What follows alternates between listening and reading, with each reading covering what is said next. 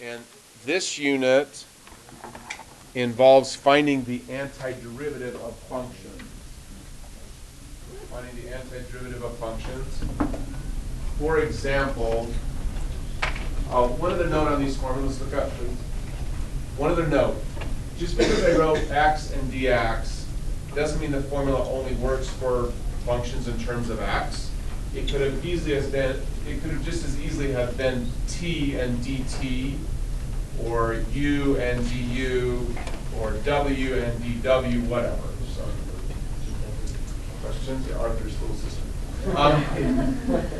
Say that joke all year long, so waiting for that moment. You hated Arthur. I love it. Arthur's quality. Arthur's quality. That's very good. I still sing that song from our days. I once had a friend who was kind of watching my children. You can tell quality children's television are the shows that you can watch with your children and find yourself somewhat interested. Phineas and Ferb is a good one. Yeah. What about SpongeBob? Never did watch SpongeBob. SpongeBob band here.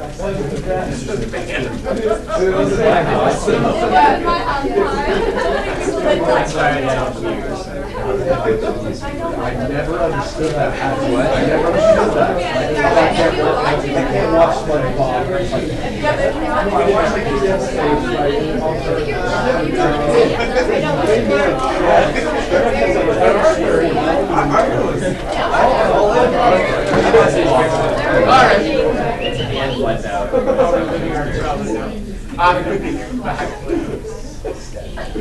Everybody come back. Please. What are these called? These are antiderivative formulas.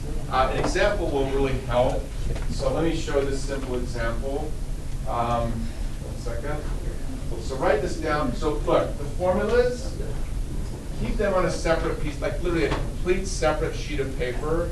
Because for the homework tonight, you want to be able to have the formula here in your homework somewhere else.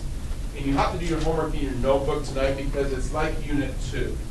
I'm not going to assign every problem from the sheet, but it's like Unit 2 where I'm just giving you a list of problems. And you do the work in your notebook. So step number 1 is to write down the problem and then do the work. So keep your formulas on a separate sheet of paper. This is the last unit, correct? This isn't even really a full unit. We learned a few things, and then the next test we take is part 1 of an actual AP test. So the test will actually cover the whole unit.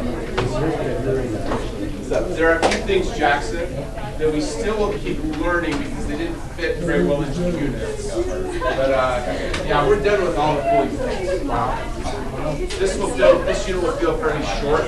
We learned a few things, kind of review some stuff, take a test. And then it's into full-time practice for the real AP test, and we kind of learn a few extra. Yeah, we said that the last test. So the next test will be taken in third class. Okay, look up.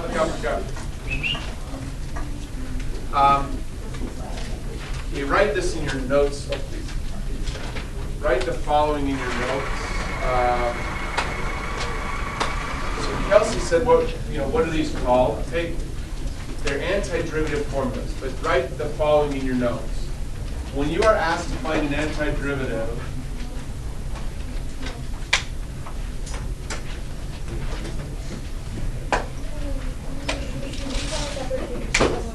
yeah, actually this one you can put on the same page as the rules would be okay, because the rules were kind of the top half of the sheet. This would actually fit very nicely on that same one. Well, for some people. No worries. Put it on the back or something. Hey, when it comes time to find an antiderivative, you're going to do one of 3 things. You are either simply going to use a formula, and I've given you all of the formulas. There are no more. That's it. Okay? There are no other formulas. basically 5 formulas plus the little transformation, no other formulas. Please. So there's no chain or like quotient rules? Not for, there really isn't a quotient rule for antiderivatives. There really isn't a chain rule. There are other techniques that are kind of the mirror of those.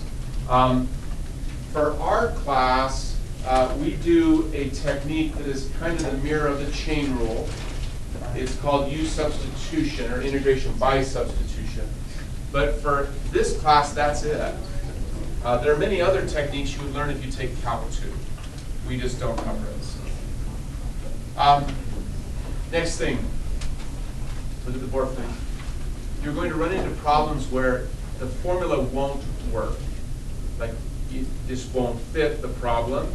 In those cases, the first thing you're going to attempt is this technique I just mentioned to Landon called integration by substitution. Short name for that, I just call it U substitution. It could be W substitution or Z substitution, whatever you want to, but I just use the letter U.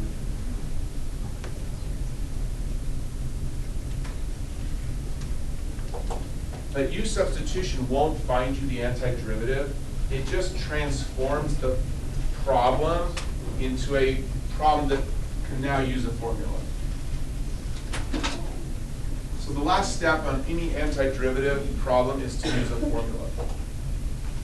You will run into problems on the AP test where a formula won't work. U substitution also will not work. You have to do something else. You have to do just some little algebra steps. So you do a little bit of algebra, and then again, you then would use a formula. Today we're just practicing. We're going to go through an example of number 2, but it actually won't be on the homework yet because it's a bit involved. So we'll kind of start talking about that. For the homework, we'll practice 1 and 3. Okay, just using a formula or doing a little bit of algebra, then a formula. Questions so far? Okay, next example. Write this on your paper. Let's get a new page here. The microphone is working.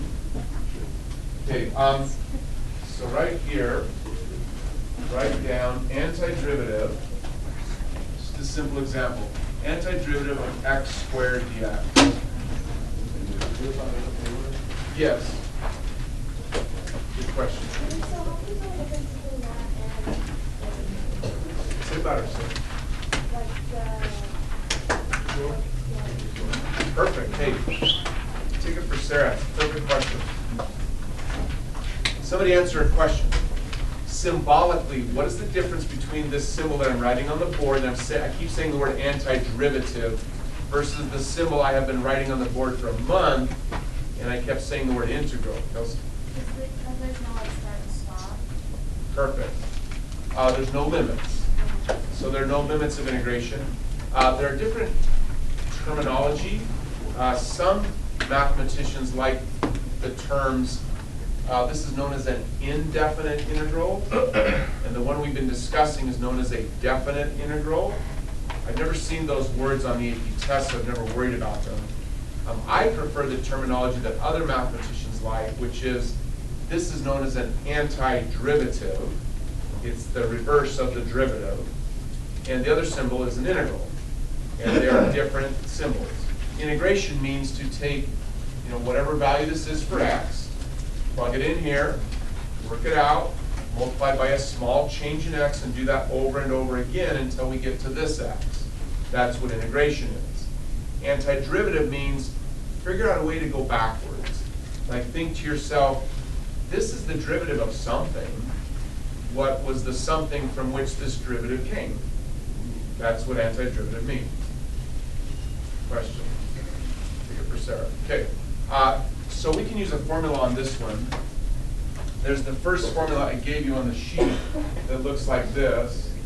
The antiderivative of x to any exponent, dx, is the same thing as x to the n plus 1 divided by n plus 1, and then plus some unknown constant. That's what the C stands for. You could use k. You could write the word constant if you want. It's just some unknown value.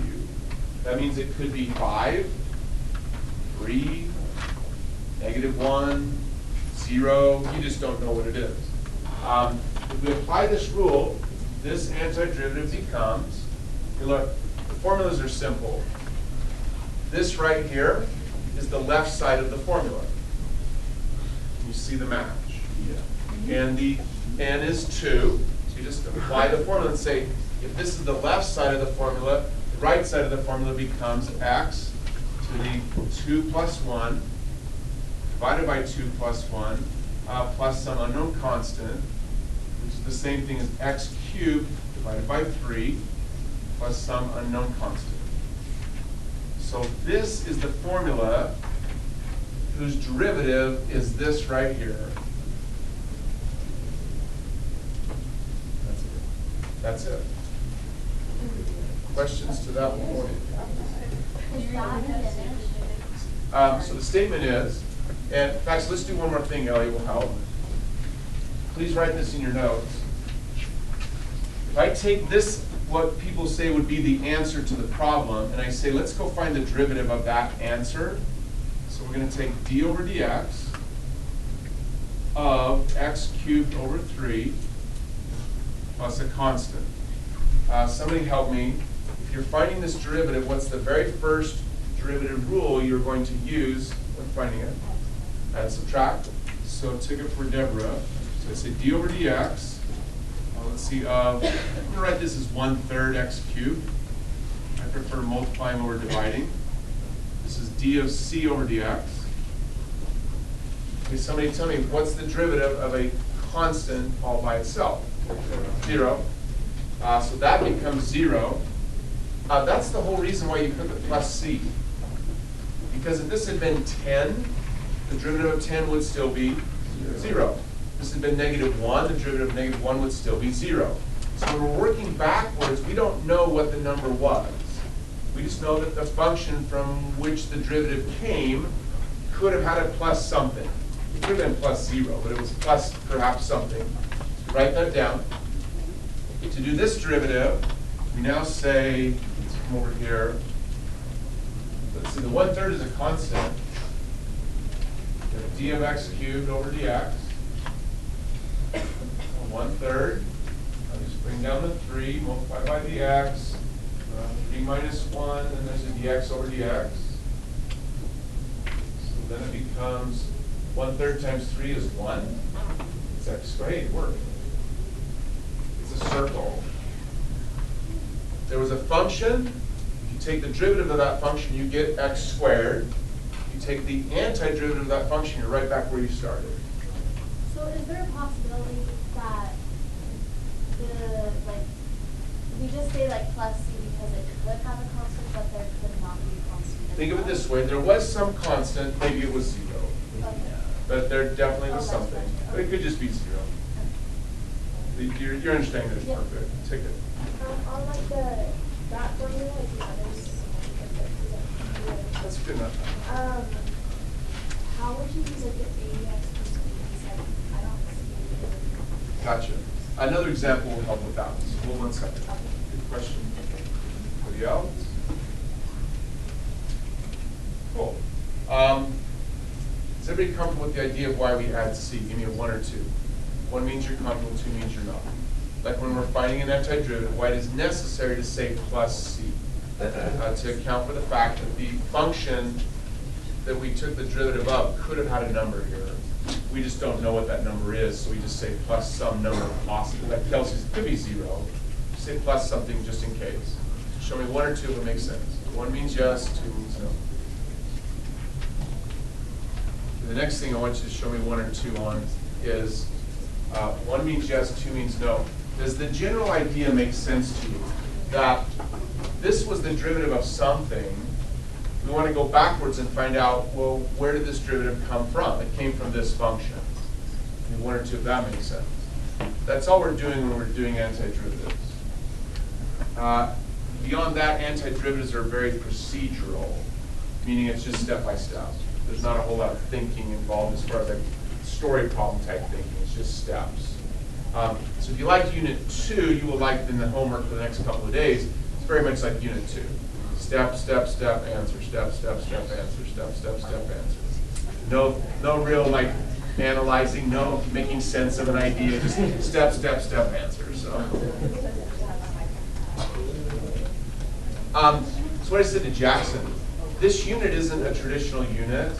This unit, we learned some new things, and this first few days are just procedural, but the test is part 1 of an actual AP test. So the test covers the whole year.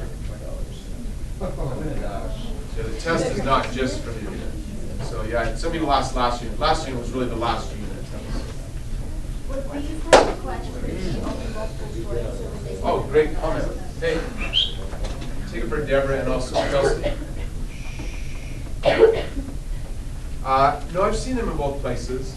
I've seen antiderivative questions in the free response and the multiple choice. More importantly, it's like derivatives. There aren't that many questions that just say find the derivative. It's more like they weave the derivative into some other larger problem. The same thing will happen here, is they'll weave the need to find an antiderivative into some larger story. So it becomes a step within a problem. Does that make sense? There you go. Perfect. How many, by chance, I thought it was very interesting. Has anyone seen the movie that is currently in theaters called Hidden Figures? That's a very interesting movie. Listen. It portrays something super interesting because if you notice in the movie, the women are referred to as computers. Their job is to be a computer because all they do all day long is compute things. And they're not really treated with a great deal of respect because their job is simply to just grind through numbers, it's kind of like do worksheets all day long for some other guy. And sorry, I'm a little bit biased there, but the engineers had more respect, so I felt validated to comment myself on that. Sorry. But it does illustrate the point that I've been trying to make all year long, which is there's no longer a need. If you've seen the movie, part of the movie is about the fact that once electronic computers came into existence, there was no need for human computers anymore.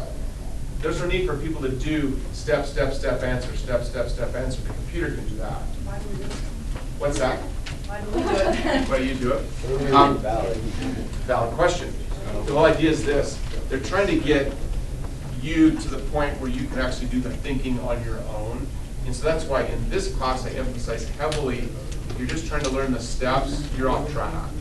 It's the meaning that makes sense. And the other thing, Annika, is this. I know full well that the vast majority of students who take this class will not go on to become necessarily an engineer, computer scientist, physicist, whatever. But you will need to choose some sort of career where you are thinking, because all the careers that don't require thinking are going to vanish. Automation is going to take the place. It's no different than in the 1800s, 90% of the country worked on the farm. Now 1% of the country works on a farm. It's that dramatic. So all the jobs that don't require thinking, that just require step, step, step, answer, those aren't going to exist.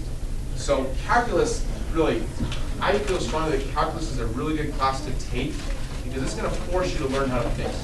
And many classes don't. They just force you to memorize. You don't need to memorize anymore, hardly, really. You can look things up so quickly anymore that memorizing is starting to lose its value. It's like years ago, this is thousands of years ago, there was value in memorizing books because people didn't know how to write, there was no way to write them down. So people who could memorize stories and things were considered to be really smart, but that you don't need that skill anymore because it's just all in a book, right? Well, the same thing is happening with facts. They're becoming so easily retrievable via computers that it's your ability to work with the facts that's going to be important. So, is everybody good here? Next example. So Sarah asked about the other formulas, the one on the right side of your formula sheet that have the ax plus b. Here's an example of that. So write this one down, please. The antiderivative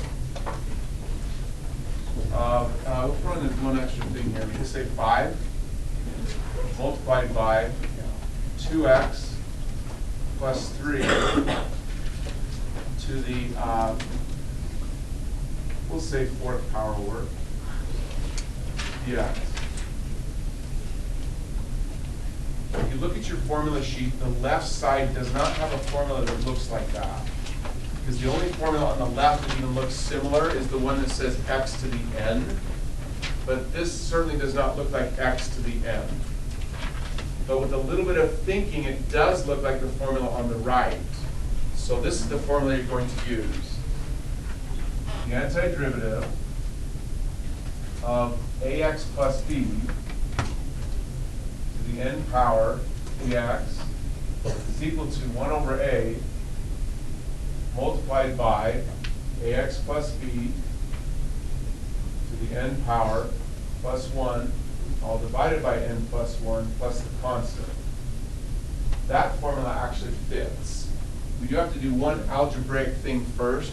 Remember how I had you write down this? That when doing antiderivatives, sometimes you use a formula, but other times you have to do a little algebra and then a formula. In this case, we need to do one simple algebraic thing. Just like derivatives, the 5 is being multiplied by the rest of what's being anti-differentiated, so the 5 can come out. It's like basically the constant rule of antiderivatives or integrals, just like there's a constant rule for derivatives. So step number 1 is to write this, just back in green. 5 multiplied by the antiderivative of 2x plus 3 to the 4th power dx. So do that first. We have a question about that. Just pull out the 5. Okay, now it does match this pattern. All you have to do is correctly identify what is the A and what is the B. So one person raise your hand and tell me, it's not a difficult question. What's the A? I'll pay everybody who raises their hand. And when you raise the hand, I'll pay. What's the A? What's the B? Let's go, Amanda. A is 2 and B is 3. Perfect. So I recognize that the A is 2. How many knew that? Ticket 2 for Amanda. The B is 3. So the antiderivative formula, here's the 5. I'm supposed to take, somebody tell me what to write. Just use the formula. Again, all you're doing is saying this is the left side of the formula. According to the formula, the left side can be rewritten in the form of the right side. So Braden, what do I write? So parentheses 2x plus 3. So let's go like this. 2x plus 3. And then to the 4 plus 1. Keep going. Divided by 4 plus 1. 1. And then close parentheses. Plus. Yeah, the constant just always off by itself, because we don't know what that number is anyway. So don't worry about including it with the multiplying of the 5 or anything else. Just constant on the end. Sorry, please. Didn't you forget the 1 over? Shouldn't there be a 1/2? Nicely done. 2 for Braden, 2 for Soren. Must have the 1 over 2. It's perfect. Please, Kelsey. Do you have to have those like big parentheses to separate the 5 from the? In this case, you really don't, because inside the parentheses are simply 2 factors being multiplied. So you really don't have to have it, as long as you remember it's 5 times the 1/2 times this. So I'd probably write my final answer. Let's see. There's a 5 in the denominator. So these 3 things are multiplying. So this 5 will multiply by this 5, become 1. I'd write the final answer like this. 2x plus 3 to the 5th power, all divided by 2, plus a constant.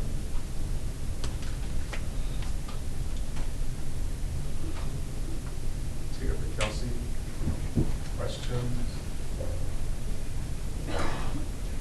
So once again, we won't do it. We could if you want, but if you take the derivative of this, you get this. Is it okay if your answer is like the one above the block? This one here. Good question, Ticket. On the written portion of the AP test, this is actually valid. There's no requirement to simplify answers on the written portion. However, we'll always practice simplifying, because on the multiple choice they would be. Like, they won't put it in this form, they'll put it in this form. Take it for Haven. There you go. Awesome. Let's do another example here. Let me explain the Susie circle. So that really was invented by Susie Lynn, the young lady singing on the music at the start of the class. What she noticed was a really simple pattern, because she figured out that it sometimes is difficult to keep track of the positive and negative correctly. She had memorized that the derivative of the sine is the cosine, and the derivative of the cosine is the negative sine, but she sometimes would get them mixed up. When you throw in antiderivatives, it gets even easier to get them all mixed up. So what she noticed was this. Like the unit circle, the cosine value on the unit circle is equal to 1 right here on the unit circle. The sine value is equal to 1 here. The cosine is equal to -1 here. The sine is equal to -1 here. So she drew it just like the unit circle. And then she said, look, if you go clockwise, the derivative of the sine is the cosine. The derivative of the cosine is the negative sine. The derivative of the negative sine turns out to be the negative cosine. The derivative of the negative cosine is the sine. Then she figured out even better, this is often referred to as counterclockwise. Think of it as anti-clockwise. So the antiderivative of the cosine is the sine. It's right here. The antiderivative of the cosine is the sine. The antiderivative of the sine is the negative cosine. The antiderivative of the sine is the negative cosine, etc. Works perfectly. Questions?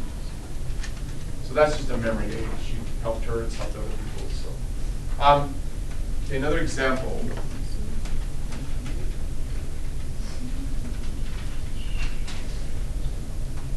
Let's do this one. So we look at the problem and try to see if there's one of the 5 formulas or one of the 10 formulas that fits what you see here. In other words, you're looking on the left side of the formulas to see if something on the left matches up with what's written here. Somebody just raise your hand and tell me which formula is going to fit. I'll write the formula down on the other side of the board here. So Lexi.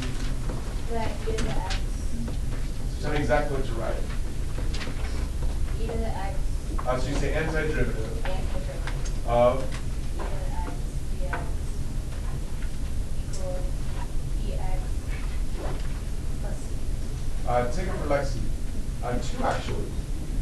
This formula actually cannot be used for this particular antiderivative because the formula only allows for e to the x or e to the t.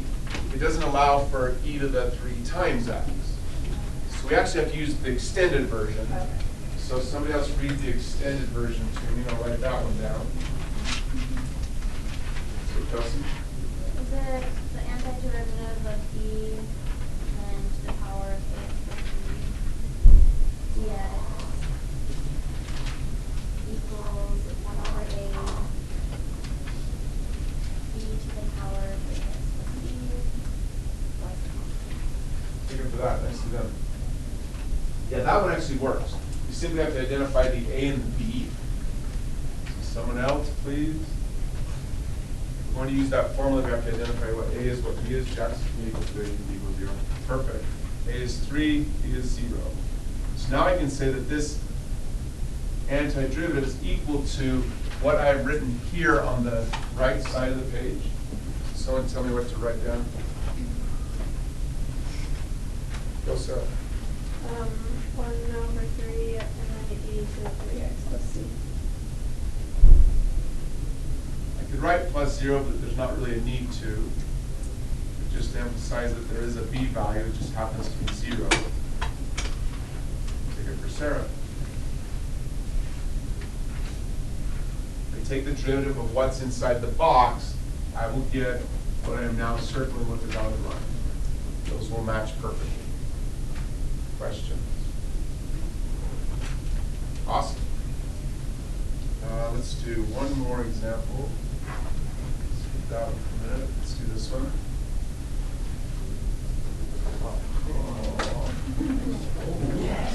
That was quite the groan.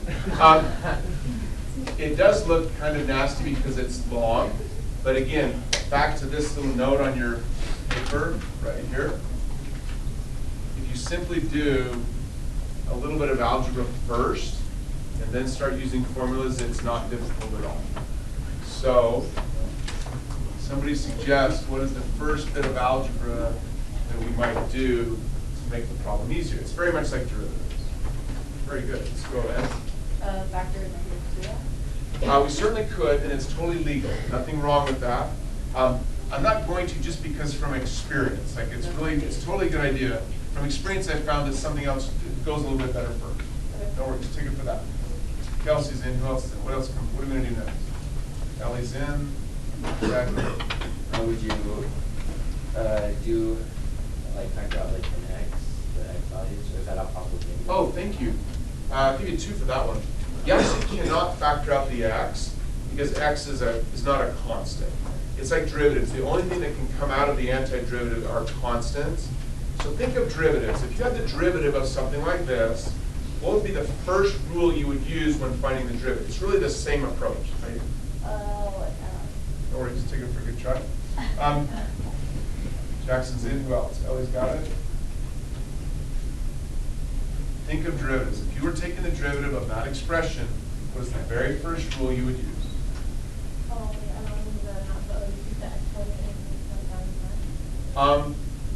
You would do something before that. You're doing great, but you do something before that. Jackson, you factor out the negative. Take it for all these things. These are good suggestions. You're just missing what we typically do when we're doing derivatives, Mikkel. Add, subtract really comes first. Like you break it into pieces. So you'd say this is the antiderivative of negative 12x to the 5th dx. Write this down, please. Minus antiderivative of 4x to the negative 3 dx. Minus antiderivative of 6x to the negative 4 dx. That's what we've always done with derivatives first. So, next step is what you all were saying, which is pull out multiplying constants. So take it from Mikkel there.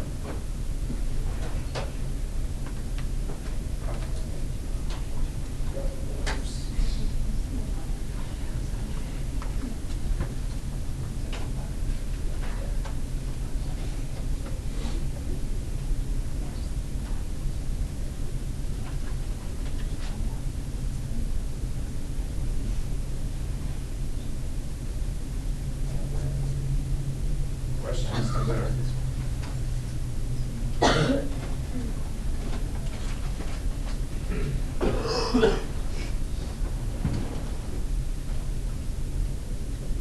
Perfect. Now it's time to apply rules. So applying the rule that you have on your sheet, somebody tell me, so there's a negative 12. What is the antiderivative of x to the 5th? The rule, just apply the rule. So you're just looking at the rule sheet, noticing that this is of a form that is written on the rule sheet on the left. The rule sheet says this can be equal to a different form on the right. We just write down the form on the right because those are equal to each other. So, for help, Deborah? Nicely done. So we say x to the n plus 1 divided by n plus 1. We don't worry about putting plus c, because the idea of plus c is simply that this thing up here, this is the derivative of something. Therefore, whatever this came from could have had a plus 6 on the end, or a plus 10. But we don't need to put a plus on each of these little individual terms. It's just that there is a constant at the very end. Oh, thank you. Good for that.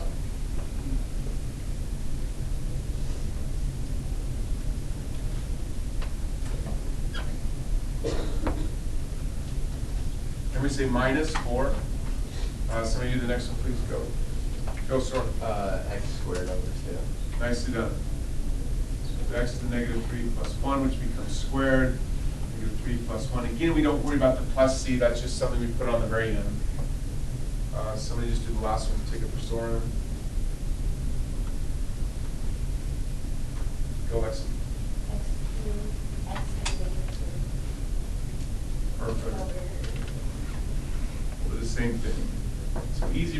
remember, now we say plus a constant. Here for Lexi. Do a little bit of cleanup. Negative 12 divided by 6 is 2. Negative 4 divided by negative 2 is a positive 2x to the negative 2. This one becomes positive as well.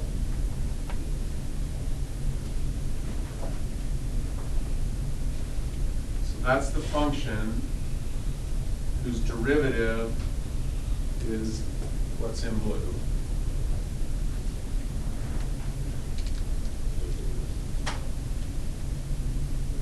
Question? So that was an example of doing a little bit of algebra first, then you use formulas. The last thing you always do is use formulas. For our class, that's how you always find the antiderivative. In fact, I can't think of an example where that's not what you do last. In any class, you always do a formula ultimately. Antiderivatives are very different. There were not very many derivative formulas. In fact, I've given you pretty much every derivative formula. With antiderivatives, it's a lot more complicated. For example, I have a textbook in the back of the room. It has, I think, about 100 pages of antiderivative formulas with about 20 formulas per page. Yeah. So no one ever, and years ago, I suppose, they did a bit of memorizing, but no one memorizes those formulas. They just have them if necessary, just look it up. But for the AP test, they want you to be somewhat, want you to be able to learn how to use them a little bit, so we just do a little bit of it. So you don't memorize very much. Okay, next thing. Back here, it talked about, again, that we're going to use a formula right here. Someone's going to do algebra, then a formula. Now we're going to work on number 2. Okay, now, number 2 is the first time we do it, it's the most difficult to understand.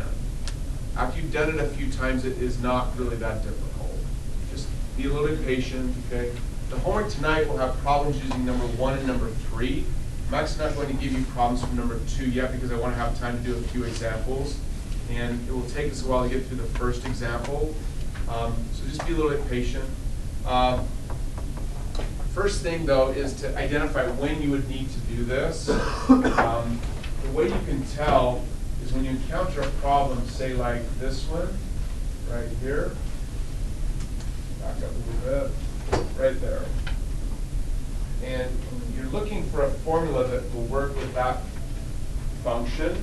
This right here, we're trying to find the antiderivative of t multiplied by the cosine of t squared. So someone tell the class, like, what's something about that particular antiderivative that tells you right away none of the 10 formulas that you have are going to work? Looking for a hint? What's something about that that tells you right away none of the 10 formulas will work? Annika? None of them have the t in the front or x. Perfect. There's not an extra multiplier. Like, we don't have any formulas that say, x multiplied by some other function. So that right away tells you I don't have a formula. There's something else about it that is also troublesome. T squared. You don't have a formula for the cosine of t squared. You have a formula for cosine of t, or at plus b, but not t squared. Okay, so the formulas will not work. There doesn't appear to be anything simple algebraic that can be done, because we can't pull the t out because it's not a constant. So the method we're going to try and use is called U substitution. And in order for U substitution to work, you kind of have to think about something over here for a minute. So put this on your paper. So let's say U substitution. It's called U sub. The first thing you think of is, okay, the formula isn't working, so I can't use a formula. So can I use U substitution? Well, for U substitution to work properly, the first requirement is I have to have 2 functions being multiplied. So 2 functions that are multiplied.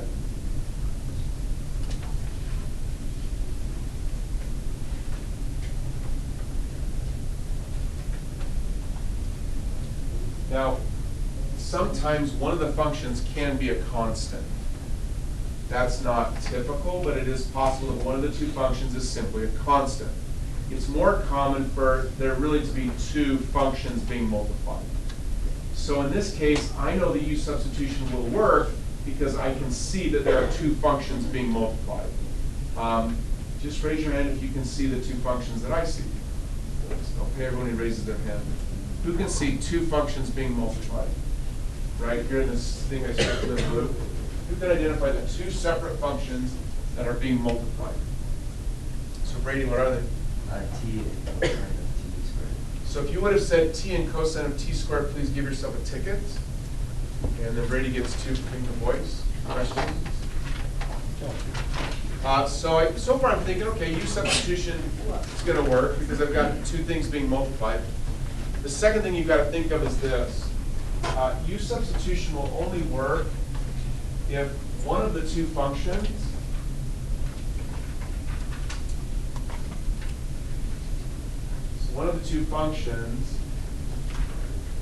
is of the form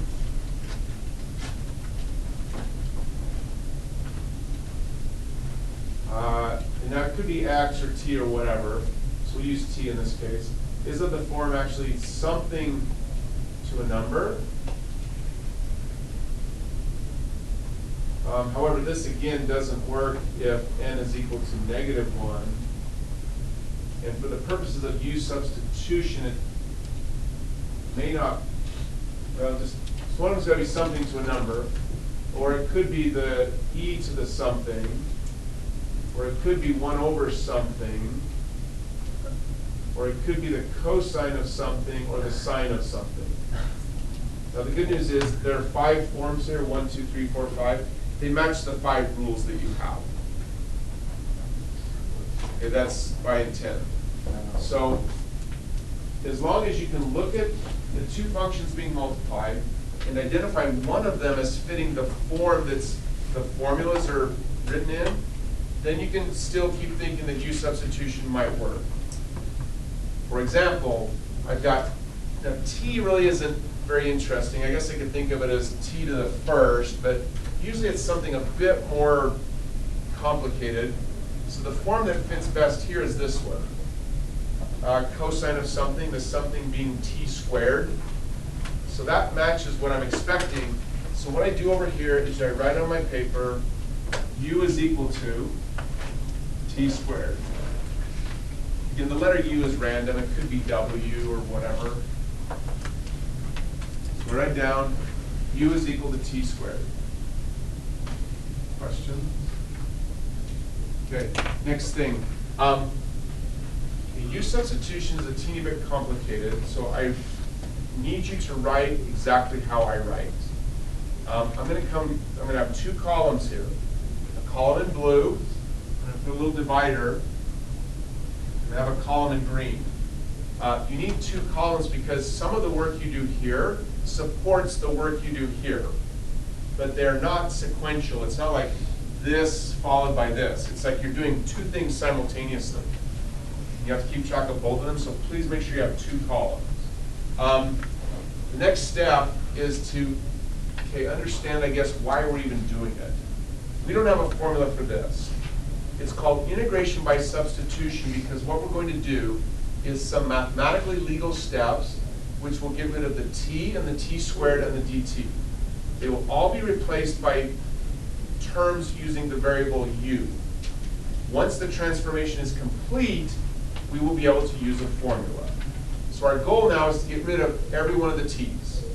So we can get rid of one of them right away. Because we've identified that u is the same thing as t squared, we can come over here and say our new antiderivative is t multiplied by the cosine of u. Because we have declared u and t squared to be equivalent.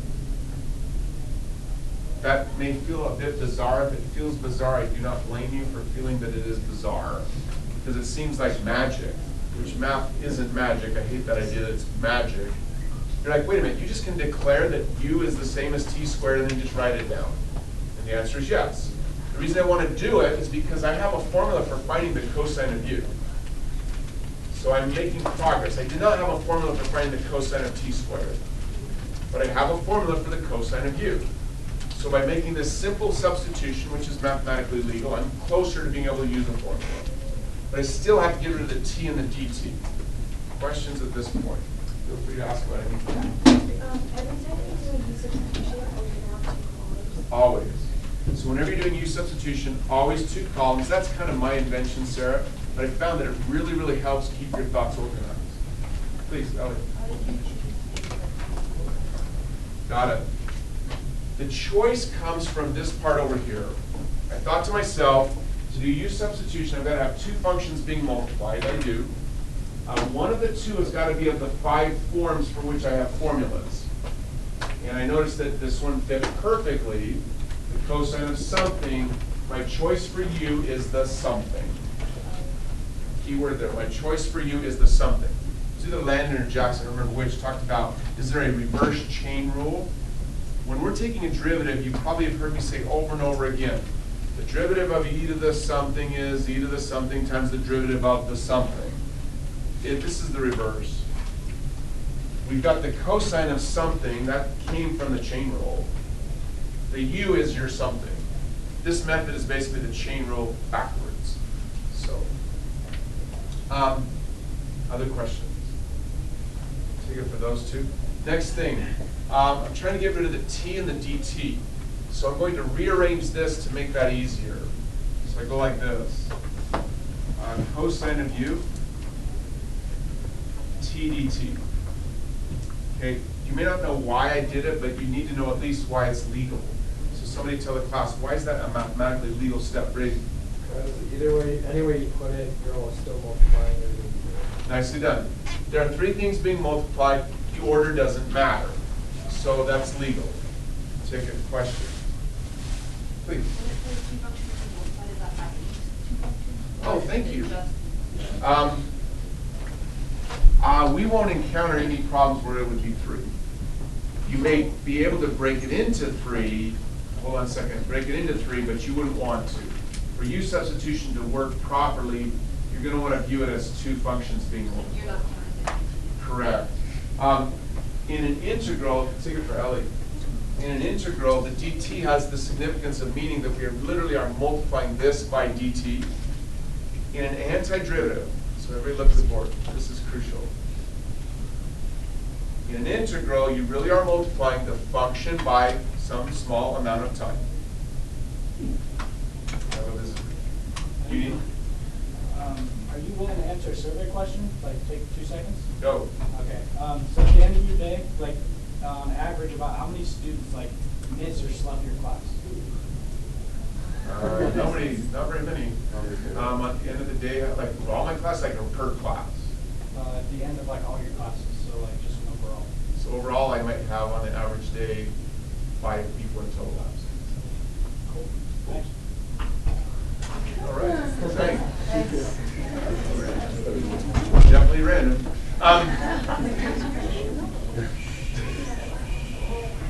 Actually, I have the opposite happening a lot in my class. People come to me and say, I'm going to miss tomorrow. Is there another period I can attend? Absolutely. Missing this class is just stressful. What's that? Missing this class is just stressful. I agree.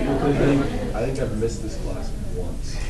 Yeah. And that was like, I came halfway through. Okay, here's the key thing. Look at the board again. Look up. We were interrupted. It's crucial you make this difference. Hey, it really is crucial you make this difference. With an integral, you really are multiplying the function by a small amount of time, and you're doing that repeatedly and adding them all up. With an antiderivative, the symbols have a slightly different meaning. So with an antiderivative, think of it this way. This symbol combined with this symbol are telling you, please find the antiderivative of what's in between. Okay? So we're not taking a function multiplied by something. We are finding the antiderivative of what's in between. The dt is telling you that this antiderivative should be found using the variable t. They're kind of setting you up, if you go on in math, for problems where there's other things happen. Just leave it at that. Okay. It's possible to find the antiderivative of a function in terms of some other variable. So where t is kind of thought of as being a constant temporarily. Okay.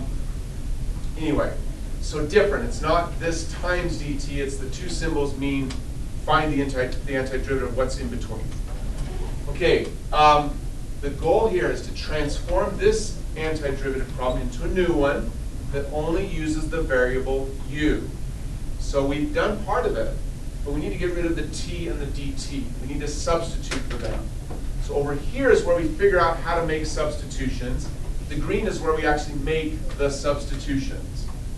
So we've done one. We replaced t squared with u. We need to do something to replace the t and the dt. That means we've got to create a dt on this side. But it has to be a mathematically legal step. Well, all of you know a mathematical operation that can be performed to this side over here, which will create the symbol dt. It's called finding a derivative. So we take the derivative of this, and if it's equal, so we have to take the derivative of this as well. And we do it in terms of the input variable, which is t. So you write on this side of the board, d over dt, oops, dt, sorry. So d over dt of the u. The other side, same thing. D over dt of the t squared. Questions? If the y doesn't make sense to you currently, that's okay in this case. Normally I would push you very hard to make sure the y always makes sense. For this right now, don't worry too much about the y. Just make sure you understand that it's legal. That taking the derivative of two sides of an equation is something you've been doing since October. That's a legal step. Questions? The left side, not a whole lot happens. It's just du over dt. The right side can be written in a simpler form because you all know how to take derivatives. Just say it out loud. What's the right side? 2t. Any questions? Okay, remember the big picture. The goal is to transform this antiderivative into a new one that only uses the letter u, the variable u. That means we want to substitute t dt. So you look at the blue and you say, interesting. Can I do a little bit of algebra here, a little rearranging, and find out that t dt is equal to something? Who can see what rearranging can be done? Just stare at it, you'll see it. If you rearrange this equation, you can figure out that something is equivalent to t dt. If you just do a little bit of rearranging, you'll see it. Hands up if you can see it, come on. If you just do a little rearranging here, you'll find out that t dt is the same as something else, which means you can do a substitution. So who's got it? Show me your hand, show me your hand. Don't pay everyone who can see it. You can talk to it. It doesn't bother me to talk to each other. Who can see it? Show me your hands. Come on, show me your hands. Show me your hands. Show me your hands. It's really simple. It's not complicated. It's very simple. I'm just trying to find what t dt is the same as. Lindsay, what do you see? No, you're okay. dt will be this times dt the other side. Nice. So Lindsay says, it's perfect. You see it, right? If we multiply this side by dt, we multiply this side by dt. I'll write it down for you. So let's see. We've got du over dt, and we multiply that by dt. Algebra says we have to do the same to the other side.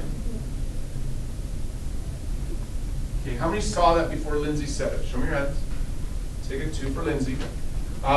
Lindsay, what does the left side become? Just du. And the right side becomes 2t dt. Oh, talk to me, son. No worries, take it for that. Anybody else? Okay, awesome. We're close now. Chad, go.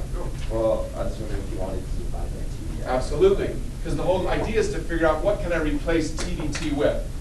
So we divide the 2 to the other side. I just say multiply by 1/2. Take it for Chad. It's perfect. We have figured out that t dt can be substituted.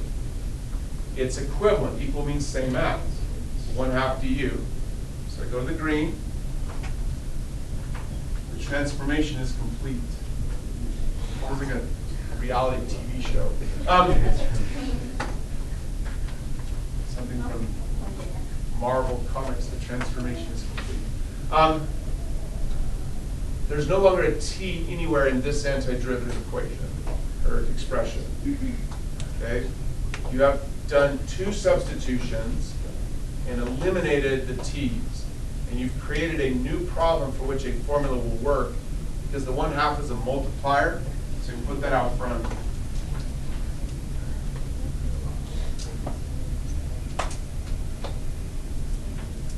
Questions?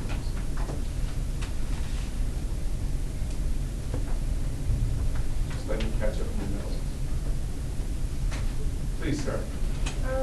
So how would you know to move the T over to the DT? Oh, thank you. That one I would just do as a memorized step. Because you remember, the big picture is I'm trying to transform an antiderivative that uses t into an antiderivative that uses u. And so my thought is let's just do a little grouping. Like let's kind of put the t things together. That's all. Just to make it easier to see. For that.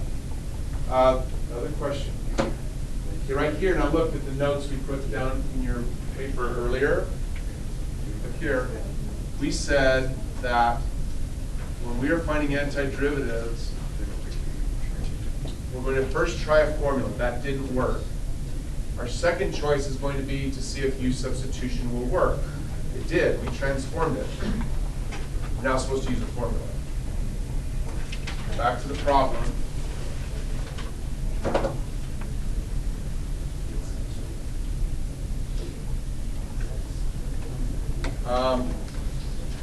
Let's write it down here. So, scroll down just a little bit.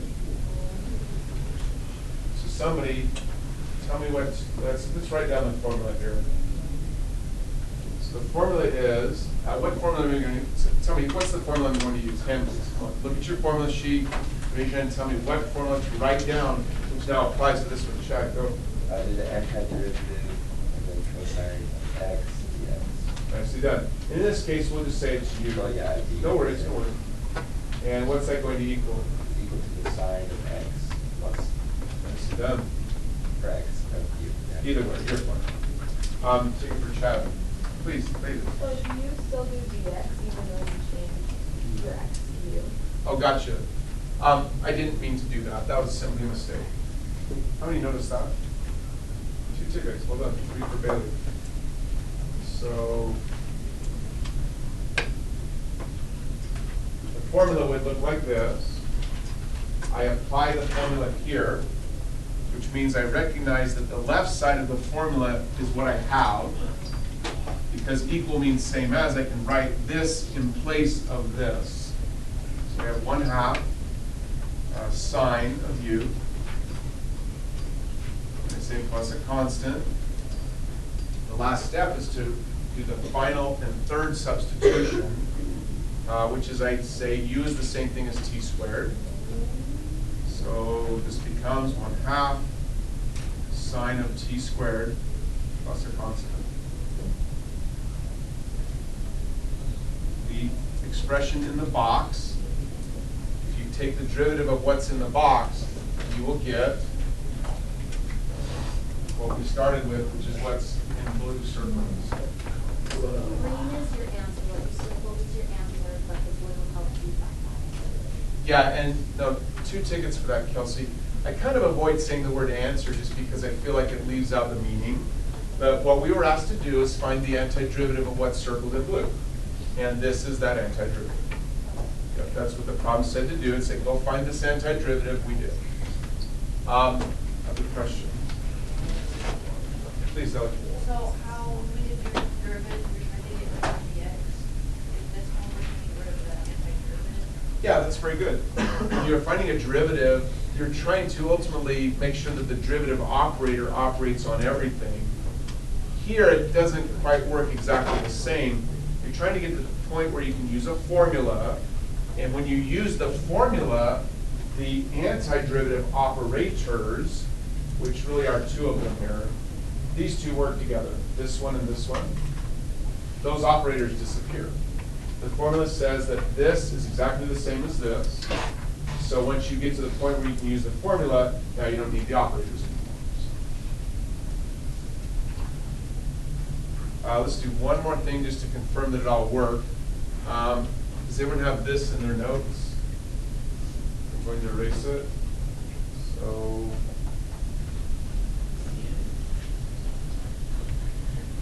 let's just do the derivative once to make sure that it feels comfortable that everything's working as it's supposed to.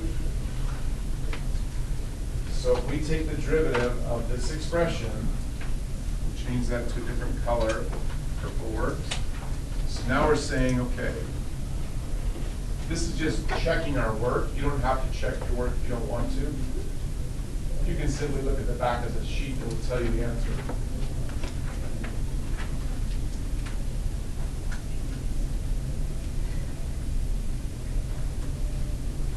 Someone please, what's the first rule you would use if you're finding that derivative?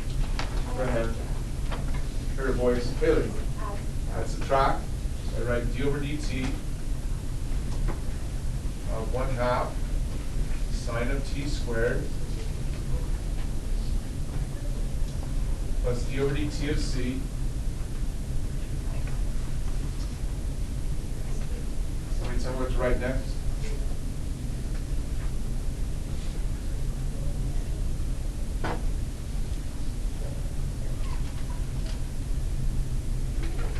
Caleb. I would do the constant rule on this one, and then on the second one it would be 0. So this is going to be 0. The constant multiplier can pull out.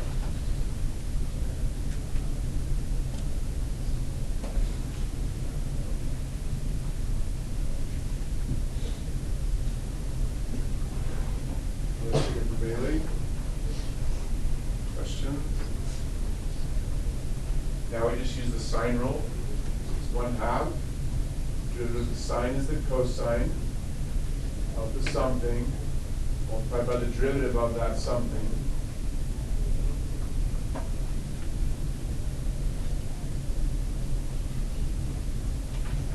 As I hear to my left, this is going to become 2t dt over dt. So as Sarah said, that's how we know that we've used the operator on everything. So this is gone now. So we have 1/2 cosine of t squared times 2 times t. So on the board right now we have 1, 2, 3, 4 things being multiplied. As Braden said, the order of multiplication is irrelevant. So I take the 1/2 times 2, which is going to give you 1. The 2 and put the t in front. Everything worked as we expected.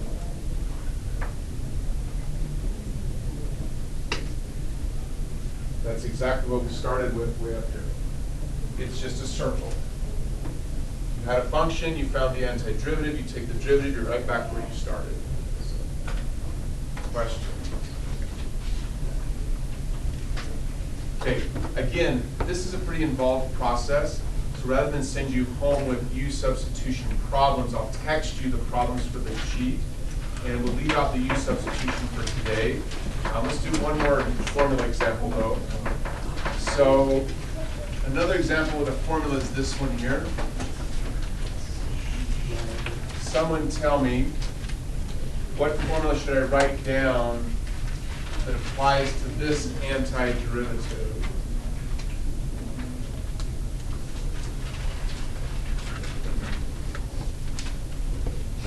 None of them look exactly the same. It's because there's a couple different ways to write it. Like what I've written here, you could rewrite this. You could say this is no different than 1 over y plus 5 multiplied by dy. Those are exactly the same thing. So I have a question about that. Kelsey, help me. So the 1 over a plus b. Nicely done. Keep going. Equals 1 over a ln the absolute value of ax plus b. Take it for Kelsey. Somebody apply the rule.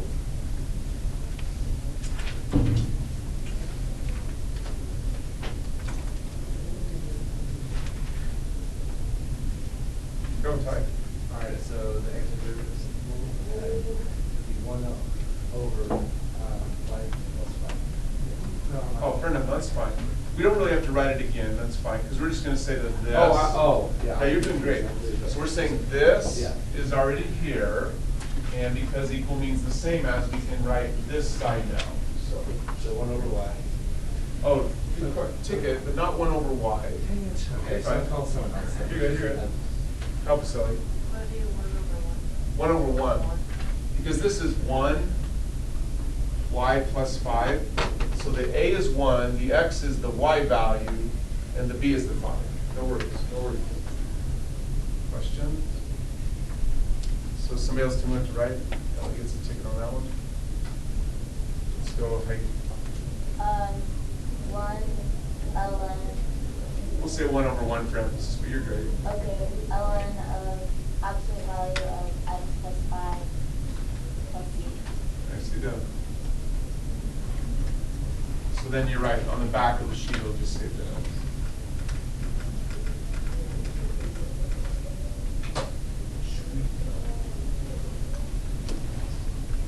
Question. Again, I'll text out the problems with the homework, but there won't be a U substitution tonight. We'll come back on Thursday and practice that some more together. So, it worked.